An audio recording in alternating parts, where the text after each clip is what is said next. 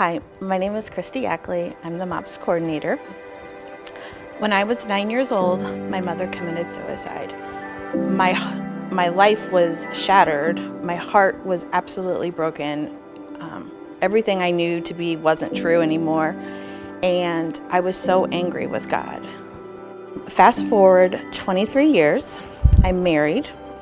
I have 2 children, but I still find myself angry at my circumstances from my childhood, lonely. I didn't have a mom, and I didn't have answers to things, and I just felt like God was for everybody else but not for me, and it may have applied to the rest of the world, but it did not apply to me. I needed to make new friends. So I took a big risk, and I decided that I was going to try a church group, and I came here to MOPS here at Grace. During my year at MOPS, I met women who were Christians, who were authentic, and their lives weren't perfect, but they had a peace in their life. They had a different perspective than I had, and my heart began to soften, and I was like, well, maybe God isn't that bad after all. But during our annual MOPS tea, we heard testimony from 2 women. One, her father had died when she was in college.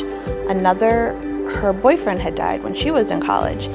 They talked about the pain of the loss that they had dealt with, and they had a peace in their heart, and I was so intrigued. I wanted that peace. I was being shown love by people who didn't have, they weren't going to get anything from being kind to me. And it just meant a lot to me to be able to have people who were looking out for me besides my husband. During that year, I was able to get my questions answered, and I trusted Jesus as my Savior. And now I love God, and I'm on Team God, and I'm so happy, and I want to share it with the entire world. If it hadn't been for MOPS, I could possibly still be lonely, sad, depressed, angry at the world. My life isn't perfect, but I have hope, and I have peace, and